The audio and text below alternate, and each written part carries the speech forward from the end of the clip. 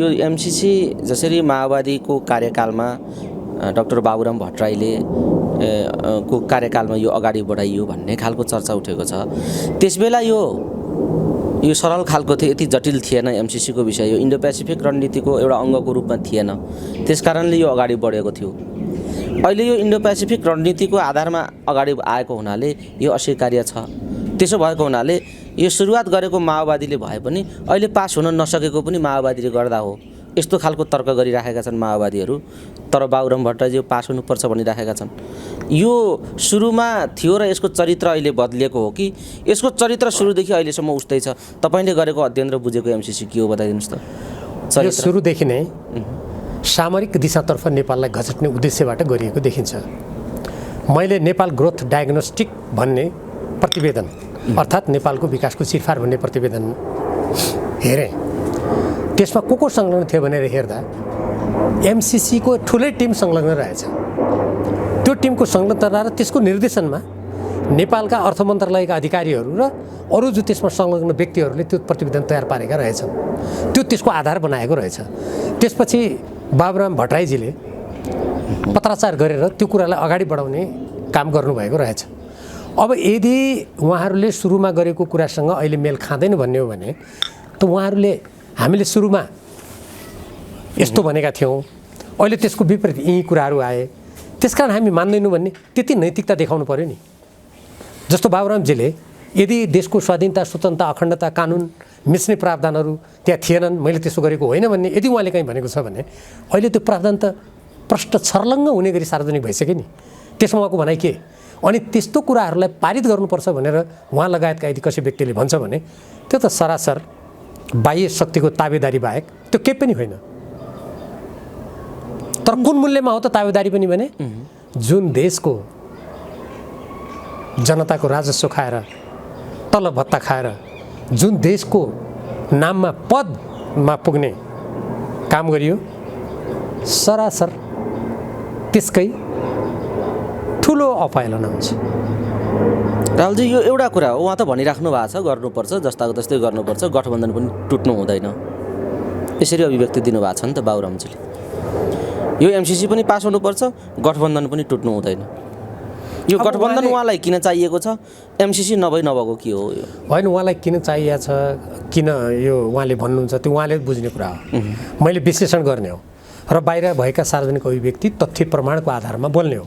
अहिलेसम्म जुन व्यक्तिको तपाईँले कुरा गर्नु, उहाँ र उहाँ जस्ता व्यक्तिहरूका पृष्ठभूमि, उहाँहरूले गरेका क्रियाकलापहरूलाई हेर्ने हो भने उहाँहरूलाई आफ्नो देशको चिन्ताभन्दा कुनै शक्तिलाई खुसी तुल्याउनु छ र त्यो पद प्रतिष्ठा भनेको त्यस्तै शक्ति राष्ट्रहरूको आडमा प्राप्त गर्न सकिन्छ, सुरक्षा गर्न सकिन्छ भन्ने मनस्थिति विगतका घटनाक्रमहरूमा पनि पटक पटक अभिव्यक्त भएको छ। हुनसक्छ त्यही मनस्थितिको यो परिणाम होला। त्यति मात्रै होइन, तपाईँको व्यक्तिगत डिग्रीका बारेमा पनि उहाँ टिप्पणी गर्न थाल्नुभयो। भीम रावलको पिएचडी नकली हो भन्दै हुनुहुन्छ। नकली हो पिएचडी? खै हाम्रो देशमा त आजसम्म त्रिभुवन विश्वविद्यालयमा औपचारिक रूपमा गरेका जति पनि परीक्षाबाट प्रमाणित भएका व्यक्तिहरू कोही पनि नक्कली साबित भएका छैनन्। बरु भारतका विभिन्न सहरमा तपाईँ विरुद्ध किन खनिएका हुन्? म यसलाई पुरा गरौँ न, तपाईँले भनेको सोद्धा यो प्रसङ्गलाई। अहिलेसम्म नेपालको त्रिभुवन विश्वविद्यालयमा त्यहाँका परीक्षामा सामेल भएर त्यहाँ औपचारिक रूपमा शिक्षा प्राप्त गरेका व्यक्तिको नक्कली प्रमाणपत्र कसैको प्रमाणित भएको छैन। भारतका विभिन्न सहरमा गर्नेहरूको बरु प्रमाणित भएको छ। अब मैले त त्रिभुवन विश्वविद्यालयबाट गरे हो, बरु मैले थाहा पाएसम्म डाक्टर बाबुराम भट्टराईले 9 वर्ष लाएर दिल्लीबाट गर्नुभएको हो क्या र? त्यसकारण कसको डिग्रीको नक्कली सक्कली यो तहमा ओर्लिने कोही व्यक्ति जान्छ र एमसीसीका प्रावधानहरू यो होइन, तैँले भने यो छैन भन्न सक्दैन भने बरु त्यस्तो भन्न नसकेर यस्ता डिग्रीका कुरा गर्ने मान्छेको डिग्रीमाथि शङ्का गर्नुपर्ने हुन्छ बरु। ठिक छ राहुलजी, यो प्रसङ्ग पनि आएको हुनाले मैले तपाईँलाई यो सोधे जिज्ञासा राखेको हो। मैले विषयलाई नै जोड्न खोजिराखेको छु। जसरी एमसीसी नै अहिले चर्चाको विषय बनेको छ, यो एमसीसी र गठबन्धनसँगै जान सक्छ अब तपाईँको विचारमा? यदि यो सरकारमा रहने प्रधानमन्त्री यसका गठबन्धनको नेपालीको भित्र आत्मा नेपाली छ भने कुनै देशले दिने सहयोग लिने र नलिने कुराले कुनै देशको प्रणाली सरकार बन्ने र भत्किने कुरा हुन सक्दैन। तर मान्छेको बाहिर अनुहार नेपाली भित्र मन अरू कसैको भइसकेको छ भने त्यो एमसिसी जस्तो अनुदानको कुरा मात्र होइन, कुनै देशको फोनले पनि, कुनै देशका नेताहरूको इसाराले पनि त्यहाँका प्रणालीहरू सरकार बिग्रन र भत्कन सक्छन्। त्यसकारण म के अपेक्षा गर्छु भने नेपालका अहिले जो नेताहरू छन् उहाँहरूलाई नेपाली जनताले नै मत दिएर त्यहाँ पठाएको हुनाले उहाँहरूले अवश्य पनि एउटा कुनै देशको अनुदान जुन अनुदानसँग सम्बन्धित सम्झौताले हाम्रो देशको स्वाधीनता, स्वाभिमान, अखण्डतामाथि आँच पुर्याउँछ, हाम्रो देशको संविधान मिचिन्छ, कानुन मिचिन्छ, हाम्रो परराष्ट्र नीति मिचिन्छ, हाम्रो भूमि कब्जा हुन्छ, पक्कै पनि त्यसमा बरालिएर आफ्नो राजनीतिलाई लथालिङ्ग भताभुङ्ग गर्ने बाटोमा उहाँहरू जानुहुने छैन भन्ने सोच राखौँ। अहिलेसम्म शङ्काको लाभ उहाँहरूलाई नै दिउँ। ठिक छ, यो एउटा पाटो तपाईँले राख्नुभयो, तर बाहिर अलिकति किनारामा ठ्याक्क उभिएर यो गठबन्धनमा आबद्ध भएका दलहरू, नेताहरूलाई हेर्दा र काम कारबाहीहरू अहिले यो एमसिसीको विषयमा उठेका बहसहरूलाई हेर्दा ठ्याक्कै पुष्पकमल दाहाल प्रचण्डजी कस्तो भूमिका निर्वाह गरिरहेको तपाईँ पाउनुहुन्छ? बताउनुहोस् त, प्रचण्डजीको भूमिका कस्तो देख्दै हुनुहुन्छ तपाईँ? तपाईँको यो प्रश्नको सन्दर्भमा म नेपाल कम्युनिस्ट पार्टी नेकपाको केन्द्रीय कमिटीको दोस्रो बैठकबाट यो एमसिसीसँगको सम्झौताका सम्बन्धमा पुष्पकमल दाहाल प्रचण्डजी र केपी ओलीजी दुवैले मञ्चबाट पूर्व प्रधानमन्त्री झलनाथ खनाल, म र प्रदीप गेवालीजी रहेको कार्यदल गठन गरेको मलाई सम्झना हुन्छ। त्यो बेला 2/3 बढी केन्द्रीय कमिटीका सदस्यहरू यसको विरुद्धमा हुनुहुन्थ्यो। यसका राष्ट्रघाती प्रावधानहरू नहटाएर यो कुनै हालतमा अनुमोदन हुँदैन भनेर त्यहाँ प्रस्ताव पारित हुनुपर्छ भन्नुहुन्थ्यो। तर कार्यदल गठन गरौँ, ठिक छ, तथ्यको आधारमा आयो भने कूटनीतिक दृष्टिकोणबाट अरू देशले पनि बुझ्छन् भन्ने कुरा भएको हुनाले कार्यदल गठन भयो। त्यो कार्यदल गठन भएर त्यसको प्रतिवेदन प्रस्तुत गरियो। हामीले बालुवाटारमा प्रतिवेदन प्रस्तुत गऱ्यौँ। केपी ओलीजी, पुष्पकमल दाहालजी उहाँहरूले धन्यवाद पनि दिनुभयो त्यो प्रस्तुत गरे बापत। धेरै ठुलो अध्ययन गरिएको छ त्यसमा। तर त्यसलाई बैठकमा ल्याएर टुङ्गो लगाउने काममा केपी ओलीजीले सधैँ अवरोध सिर्जना गर्नुभयो। पुष्पकमल दाहालजीले अध्यक्षको हैसियतबाट त्यसलाई जसरी व्यवस्थापन गरेर अगाडि बढाउनु पर्थ्यो त्यो उहाँले गर्नु भएन। त्यसकारण अहिले पनि फेरि पुष्पकमल दाहाल प्रचण्डजीको बोलाइमा म स्पष्टता देख्दिनँ। मैले सार्वजनिक सञ्चार माध्यमबाट के देखेँ, बुझेँ भने उहाँले शेरबहादुर देउवासँगै एउटा पत्रमा हस्ताक्षर गरेर एमसिसीको कार्यालयलाई लेख्नुभएको रहेछ। म यहीँबाट भन्न चाहन्छु, यस्तो संवेदनशील विषयमा उहाँले के पत्र लेख्नुभयो? नेपाली जनता सामु त्यो ल्याउनुपर्छ, सार्वजनिक गर्नुपर्छ। अनि एउटा देशमा संसदमा प्रस्तुत भइरहेको कुनै सम्झौताका सम्बन्धमा अनुमोदन गर्ने कि नगर्ने भनेर देशव्यापी यत्रो बहस चलिरहेको छ। देशभक्त नेपालीहरूले यसका राष्ट्रघाती प्रावधानहरूको विरोध गरिरहेका छन्। अनि कुनै व्यक्तिले व्यक्तिगत रूपमा पत्र लेख्नु भनेको त्यो संसदको विशेषाधिकारको हनन हो, नेपाली जनताको आवाजको अवमूल्यन हो, अपमान हो। यो काममा पुष्पकमल दाहाल प्रचण्डजी पनि संलग्न भएको देख्दा यस प्रसङ्गमा उहाँको भूमिका स्पष्ट छैन कि भन्ने आशंका गर्ने पर्याप्त ठाउँ छ।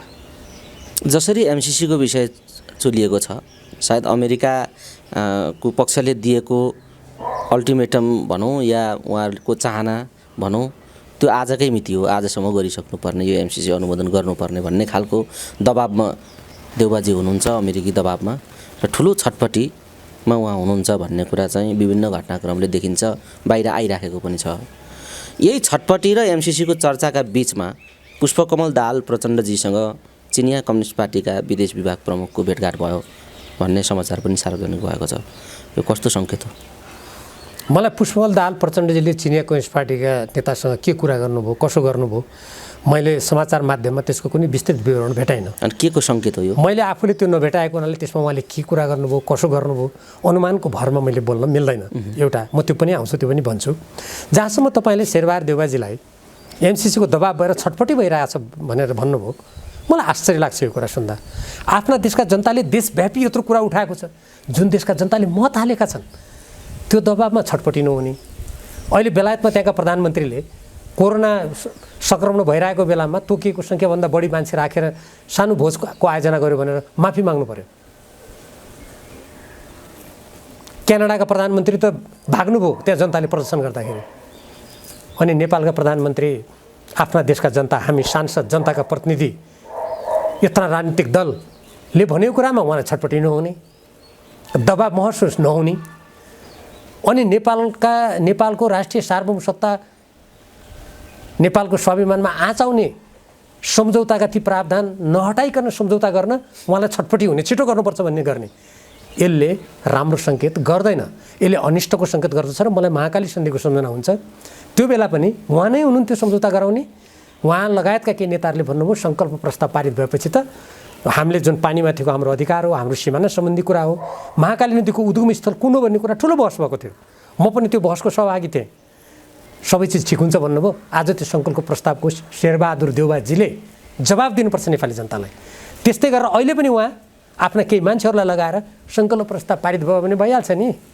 एमसिसीले पत्र पठाएको छ हाम्रो अर्थ मन्त्रालयलाई, स्पष्टीकरण दिएको छ, भइहाल्छ नि।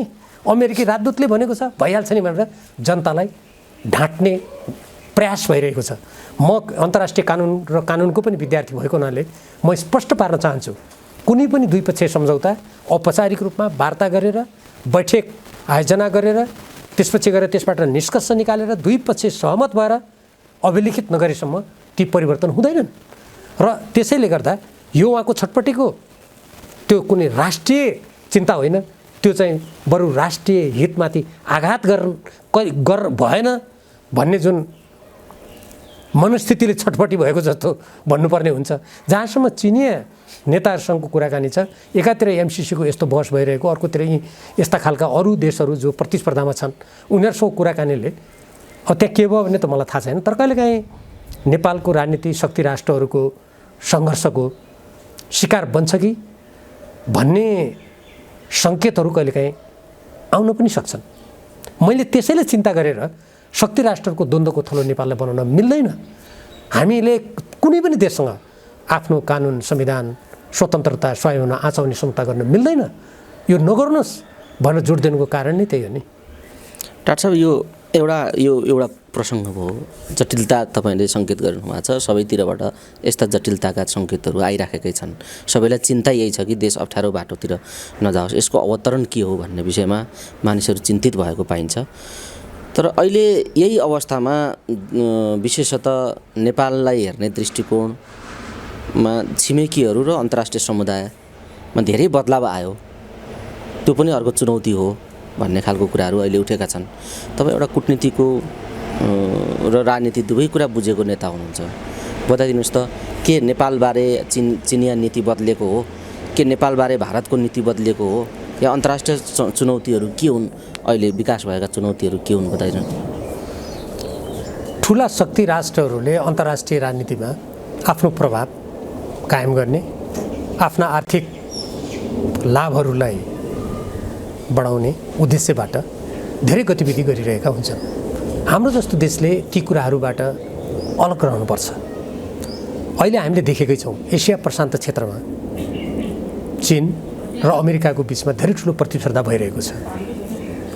हामीले रुस र अमेरिकाको बिचमा उक्रेनको विषयमा निकै ठुलो विवाद भइरहेको र त्यहाँ युद्ध हुन्छ कि भनेर मानिसहरूमा त्रास रहेको पनि हामीले देखेकै छौँ।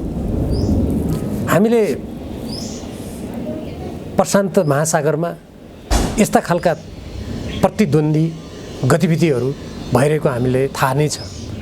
हाम्रा देशका दुई छिमेकीहरू दुईटा विपरीत ध्रुवतिर आफ्नो शक्ति आर्जन गर्ने काममा लागेकै छन्। क्वाड जस्ता सङ्गठन निर्माण भएका छन्। हिन्द प्रशान्त रणनीति अमेरिकाले अगाडि सारेको छ। त्यही हिन्द प्रशान्त रणनीतिको अङ्गको रूपमा एमसिसीलाई अगाडि सारेर विभिन्न देशलाई आफ्नो ठाउँमा ल्याउने प्रयास अमेरिकाले गरेकै छ।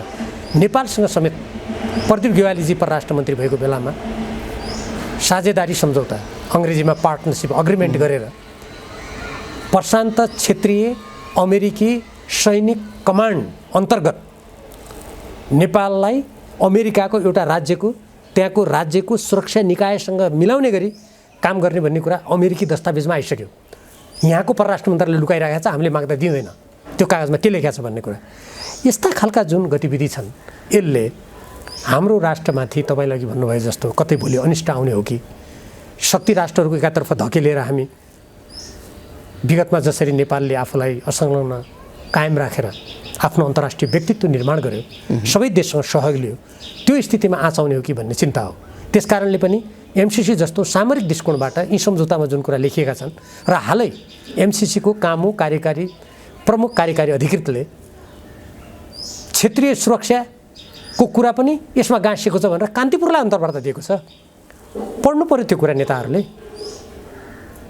यो स्थिति निसन्देह नै अत्यन्त संवेदनशील कुरा हो र यसलाई हामीले आफ्नो राष्ट्रको चिरकालीन अस्तित्वको विषयसँग गाँसेर हेर्नुपर्छ। जसरी एमसिसीको बारेमा चीन संवेदनशील रूपमा अगाडि चिन्ता व्यक्त गरिराखेको देखिन्छ, यो भारतको चाहिँ चिन्ताको विषय होइन। अब यो चीनले के चिन्ता व्यक्त गर्छ, भारतले के चिन्ता व्यक्त गर्छ, त्यत्र शक्तिशाली राष्ट्रहरूको चिन्ता हामीले बोकेर साध्य हुने कुरा भएन। हामीले आफ्नो देशको बारेमा कुरा गर्ने हो। कतिपय मान्छेहरू जस्तो मैले एमसिसीको प्रभाव नेपालमा जुन नकारात्मक पर्छ, हाम्रो राष्ट्रिय हितमा जुन आँच पुग्छ, यो कुरा गर्दा यो चीनको समर्थन लिएर भने हो कि कुन देशको समर्थन लिने भन्ने केही मान्छेहरू भन्छन्। किनभने उनीहरू आफू कुनै देशको समर्थन लिएर त्यसको आडमा बोलिरहेका हुनाले अरूलाई पनि त्यही देख्छन्। हामीलाई त्यो सरकारको विषय होइन। अब चीन र अमेरिकाको बिचमा हुने गतिविधि हामीले कुनै चिन्ता गरेर हाम्रा गतिविधिले प्रभावित हुन्छ र? हुँदैन नि। हामीले हाम्रो देशको संविधान, हाम्रो देशको प्रणाली, हाम्रो कानुनमा आँच नपुगोस्, हाम्रो राष्ट्रिय हितमा आँच नपुगोस्, हाम्रो सुरक्षा नीतिमा हाम्रो सुरक्षा प्रणालीमाथि सङ्कट नआओस्, हाम्रो देश कुनै शक्ति राष्ट्रको सामरिक स्वार्थभित्रको भुमरीमा नफसोस्, हामी भोलि द्वन्द्वको थलो नबनौँ, हाम्रा आर्थिक हाम्रा जनशक्ति सबै अर्कोको देशको सेवामा घचिटिने स्थिति नहोस्, हामीले हेर्ने त्यो हो। त्यसकारण अब चीनले के चिन्ता गर्छ, भारतले के चिन्ता गर्छ, त्यो त उहाँहरूले भन्ने कुरा हो, त्यो कुनै मैले भन्ने कुरा होइन। डाक्टर साहब, यो अहिले यही सन्दर्भमा निर्वाचनका कुरा पनि उठेका छन् र तीव्र विवाद भइरहेका छन्। यसमा संवैधानिक र ऐनका प्रावधानहरूका समस्याहरू छन्, संशोधन गर्नुपर्ने कुरा कतिपय विषयहरू छन्, यस्ता कुराहरू उठेका छन् र निर्वाचन समयमा संविधानले ऐनले निर्दिष्ट गरेको समयमा निर्वाचन हुन सक्ने कि नसक्ने भन्ने विषय पनि छ र मिति घोषणा भएन भनेर एमाले सडकमा गयो भन्ने देखिएको पनि छ, गइराखेको पनि देखिन्छ। विद्यार्थीहरू राखेजुलुस सुरु गरिराखेका छन्। तपाईँका विद्यार्थीहरू बताइदिनुहोस् त, यो निर्वाचनको अन्यल के हो, नेकपा एमालेको दृष्टिकोण के हो र किन मिति घोषणा हुन सकेन, निर्वाचनका कानुनी र ऐनका समस्याहरू के हुन्? यो निर्वाचन सम्बन्धमा जुन अनावश्यक बहस भइरहेछ नि, यो हेर्दा मलाई एउटा गम्भीर आशंका लाग्छ। नेपालको न्यायपालिका अहिले व्यथितिको शिकार भएको छ र अन्यलग्रस्त छ। व्यवस्थापिका अर्थात् संसद अवरुद्ध छ, सरकारका काम खुरुखुरु हुन दिएको छ त्यहाँ। तर हामी जनताको र देशको हितका विषयमा आवाज घन्काउनु पर्ने सदस्यहरू अवरुद्ध छौँ। त्यसलाई पनि निकममा बनाउने दिशातर्फ धकेलिँदैछ। सरकार अस्थिर भएको मैले भनिरहनु परेन। दोष त एमालेलाई बढी गइरहेछ नि यो विषयमा। म त्यसमा भनौँला, देशको अर्थतन्त्र सङ्कटग्रस्त छ। कोरोनाको विषाणुको सङ्क्रमणले पारेको प्रभाव अर्कातिर छ। भ्रष्टाचार बेरोकटोक अगाडि बढेको छ। मैले अघि नै भने लिम्पियाद्वारा लिपुले कालापानीमा अतिक्रमण भइरहेछ। प्रबुद्ध व्यक्तिसम्मको प्रतिवेदन व्यवहारिसी छ। 10 गजा मिचिएका छन्। यस्तो स्थितिमा हामीले हिजो नेपालको संविधान निर्माण गर्दा जे भनेका थियौँ, ऐन निर्माण गर्दा जे सहमति गरेका थियौँ, त्यो दिशामा स्वाभाविक रूपले अगाडि बढ्नुपर्नेमा त्यो नगरेर जुन प्रकारको अहिले सरकारमा गठबन्धनमा रहनेहरू र अरू दलका मानिसहरू जुन प्रकारको बहस र गतिविधिमा लागेका छन्, यो कतै नेपाललाई स्थिर हुन नदिने र नेपाललाई अन्ततः असफल राष्ट्रको रूपमा घचेटेर शक्ति राष्ट्रहरूका केही कुत्सित आशयहरू पुरा गर्ने कुरा जानेर वा नजानेर पुरा गर्न केही मानिसहरू त लागेका छैनन् भन्ने आशंका गर्नुपर्ने ठाउँ छ। जहाँसम्म नेपालको संविधान कानुन हामीले त्यति बेला संविधान निर्माण गर्दा भनेका सहमति गरेका कुराको प्रसङ्ग छ। म पनि संविधान निर्माणमा सक्रियतापूर्वक लागेको त्यसको मसौदाकार मध्येको एकजना हो। त्यो बेलामा हामीले अहिले स्थानीय तहको निर्वाचन जुन 6 महिनाभित्र गरिसक्नुपर्ने त्यो सभाको भनेका छौँ।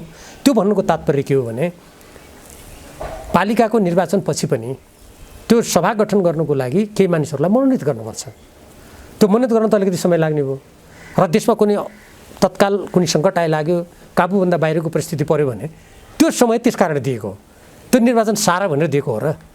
त्यसकारण स्थानीय तहको निर्वाचन होस् या प्रदेशको होस् या सङ्घको निर्वाचन होस्, सङ्घीय सांसदको, यी सबै निर्वाचनहरू समयमा नगर्नु भनेको देशमा जुन राजनीतिक अन्यलको वातावरण सिर्जना भयो, केही समयदेखि प्रतिनिधि सभा 2 पटक विघटन भएदेखि यता त्यो स्थिति झमै विकराल बन्छ।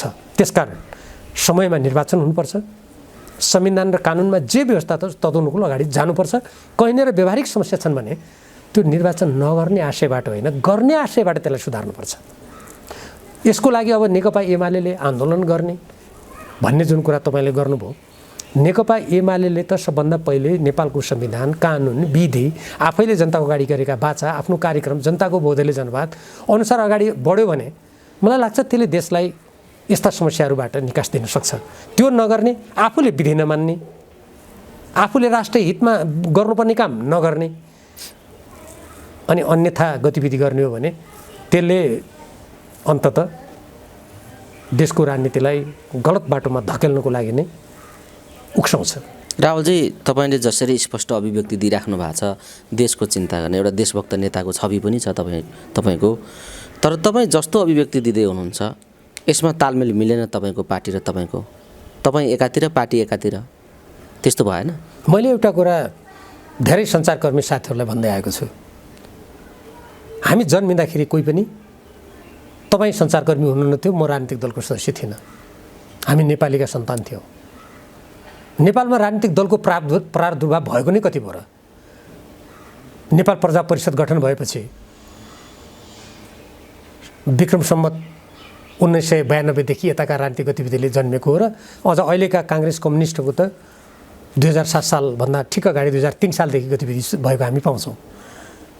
सबभन्दा प्रमुख कुरा त राष्ट्रको हित होला नि। त्यसो भए हामी जुन मातृभूमि पृथ्वीनारायण शाहले एकीकरण गरेको देश, कसैको अधीनमा नभएको राष्ट्रलाई स्वाधीन स्वतन्त्र राख्ने, यसको समृद्धिको लागि, यहाँ चिरस्थायी शान्तिको लागि हामीले काम गर्नुपर्ने पहिलो कुरा हो नि। त्यसकारण नेकपा एमाले आफ्ना नीति, कार्यक्रम, सिद्धान्त जे जति अगाडि सार्यो, त्यो पार्टी पहिले कोर्डिनेसन केन्द्र थियो, 35 सालमा नेकपा माले भयो, 47 सालमा एमाले भयो, 54 सालमा फुट्यो, पछि गएर 2075 सालमा माओवादी र एमाले मिलेर नेकपा भयो। यस्तो अनेक प्रकारको इतिहासबाट अगाडि बढेको यो पार्टीले त्यो आफ्नो इतिहासलाई सम्झेर आफ्नो सिद्धान्त, नीति, कार्यक्रममा अटिक भएर राष्ट्रको पक्षमा उभिनु पर्यो भन्ने मेरो भनाइ हो। अब मेरो यो भनाइ पार्टीका घोषित औपचारिक नीति सिद्धान्तसँग कहीँ पनि अन्तर्विरोध राख्दैन, त्यो अनुसार छ। अब यो पार्टीको नेतृत्व गर्ने कोही व्यक्ति त्यसको विपरीत जान्छ भने त्यसको जिम्मेवारी त ती व्यक्तिले लिनुपर्छ, म त्यसको लागि जिम्मेवार हुन सक्दिनँ। यो समग्र गतिरोध जे पैदा भएको छ एमालेको घोषित नीतिभन्दा दायाँ बायाँ गर्ने नेतृत्वका कारणले उत्पन्न भएको हो। आजसम्म यो जुन नेपालको कम्युनिस्ट आन्दोलनमा 7 सालदेखि आजसम्मको इतिहास हेर्नुभयो भने मैले त त्यसमा किताबै लेखेको छु। यो नेपालको कम्युनिस्ट आन्दोलन सम्बन्धी पुस्तक मेरो पहिलो पुस्तक हो। मैले गहिरो अध्ययन गरेको छु र मेरो विद्यावारिधीमा पनि मैले त्यसकै सेरोफेरोमा शान्ति प्रक्रिया, द्वन्द्वलाई समेत ध्यानमा राखेर थप अध्ययन गरेको छु। जुन जुन बिन्दुमा नेताहरूले सिद्धान्त मिचे, विधि मिचे, राष्ट्र जनताको हितभन्दा आफ्ना व्यक्तिगत स्वार्थहरूलाई अगाडि राखे, परस्परमा सत्ता स्वार्थको लागि, पदको लागि हानथाप गरे, पूर्वाग्रह राखे, आफ्ना जनतामा विश्वास गर्नुभन्दा बाह्य शक्तिको आडमा टिक्ने कोसिस गरे, त्यहाँ पार्टीमा समस्या आएको छ, विभाजन आएको छ, विचलन आएको छ। अहिले पनि यदि तपाईँ त्यहाँ समस्या, विचलन, विघटन, अन्यल देख्नुहुन्छ भने त्यहाँ कहीँ न कहीँ अघि मैले भनेका कुराहरूको अवश्य पनि छाया छ, नकारात्मक प्रभाव छ। राहुलजी, हामी कुराकानीको अन्तिम चरणमा छौँ। के साँच्चै चुनाव जेठमा हुन्छ त भन्ने जनताको प्रश्न हो क्या? हुन्छ त चुनाव जेठमा? नेपालको संविधान, लोकतन्त्र नेपाली जनताको राजनीतिक आकाङ्क्षा पुरा गर्ने हो भने स्थानीय तहको निर्वाचन यो वैशाख जेठमै हुनुपर्छ। ढिलोमा यसका चरणहरू अषाढमा पनि जालान्, किनभने एकै चरणमा गर्न नसक्ने अवस्था पनि हुन सक्ला नेपालको स्थिति हेरेर। तर यो हुन सक्ला भन्ने तपाईँको जुन प्रश्न छ, अब यो त शेरबहादुर देउवाजीको हातमा छ, जो नेपाली जनताले उठाएको आवाजबाट दबाब महसुस गर्नुहुन्न। एमसिसीले भनेपछि थर्कमान भएर सरकारै भङ्ग गर्छु भनेर भन्नुहुन्छ अरे बैठकमा भनेर मैले समाचार पढेको छु। अब यो त उहाँहरूको हातमा छ। यदि देश र जनताप्रति उत्तरदायी हुनुहुन्छ, चिन्ता छ, आफू जीवनको उत्तरार्धमा छु, यो राष्ट्रको लागि राम्रो गरेर जाउँ, यो संसारमा कोही पनि अजर अमर पनि छैन, कसैका पद पनि अकण्टक छैन, यो मातृभूमि जसले हुर्कायो बढायो, जहाँको अन्न पानी खाएर जहाँका जनताले मत दिएर यहाँ पुग्यौँ, यसको भलो चिताएर जाउँ भन्ने लाग्यो भने चुनाव समयमै होला। होइन म त अकण्टक छु नि, फलानु देशले समर्थन गर्यो भने म त असीमित समयसम्म यो पदमा बस्न सक्छु, म अजम्मरी हुन सक्छु भन्ने भ्रमबाट ग्रसित भएर आफ्ना जनता मालिक होइन कोही अरूलाई मालिक मान्ने मनस्थिति भयो भने त अझै गरे पनि भयो। तर यो ढिङ्नाइ गर्ने बानी देउबाजीको पुरानै हो, त्यसैले उहाँलाई अयोग्य र असफल पनि बनायो। यहाँ पनि दायाँ बायाँ हुनसक्छ भन्ने हिसाबले चिन्ता व्यक्त गरेर राष्ट्रपतिले अलिकति खबरदारी गर्दा, अलिकति संविधानको संरक्षक भएको नाताले पनि उहाँलाई त्यो दायित्व बोध भयो होला।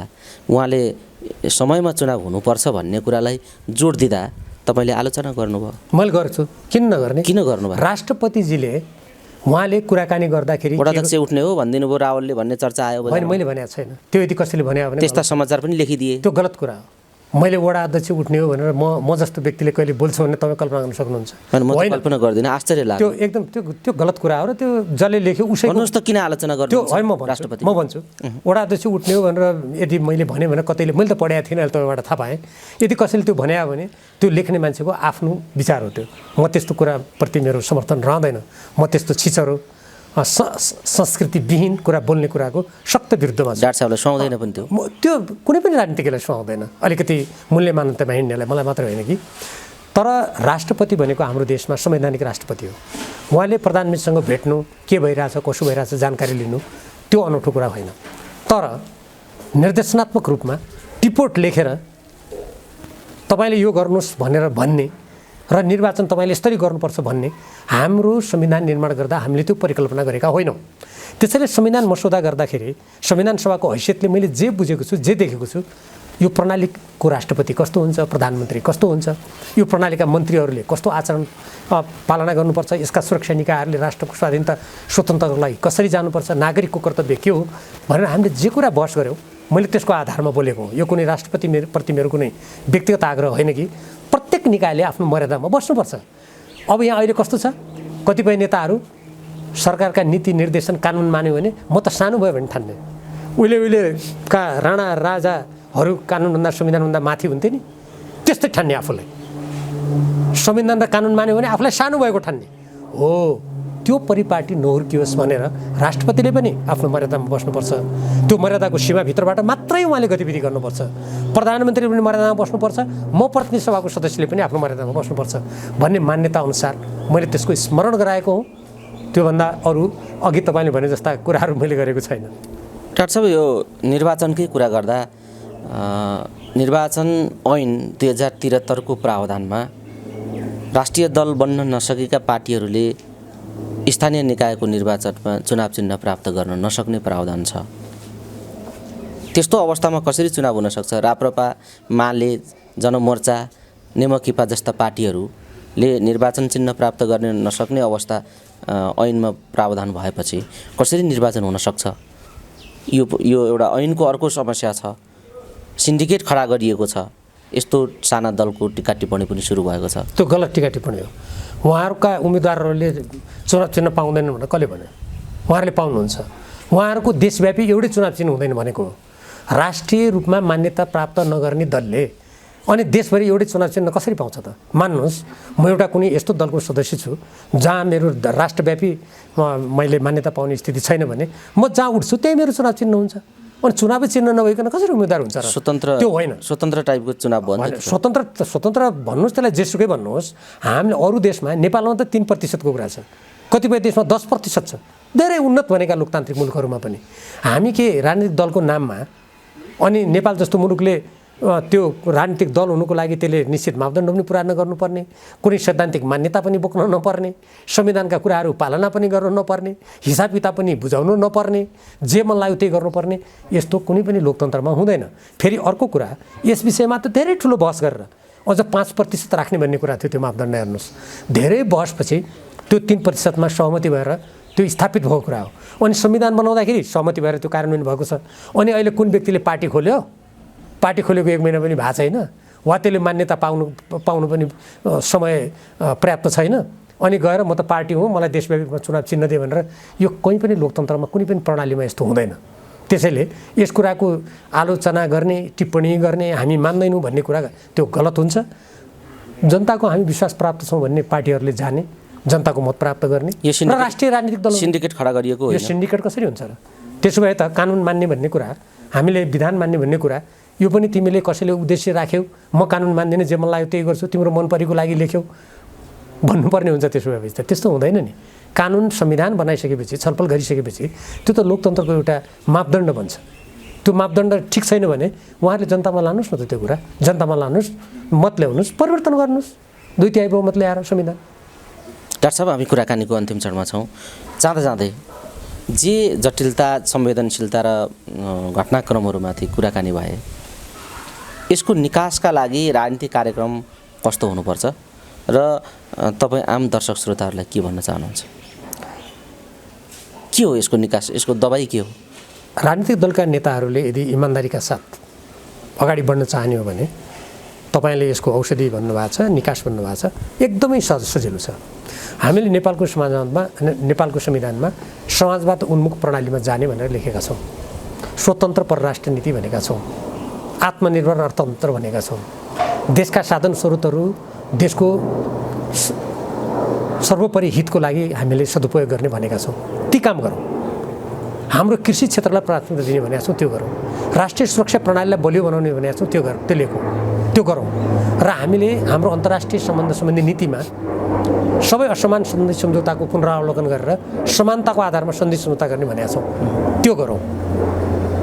हामीले हाम्रो देशमाथि विदेशी अतिक्रमणलाई हटाउनको लागि गम्भीर रूपमा ती देशसँग वार्ता गरौँ।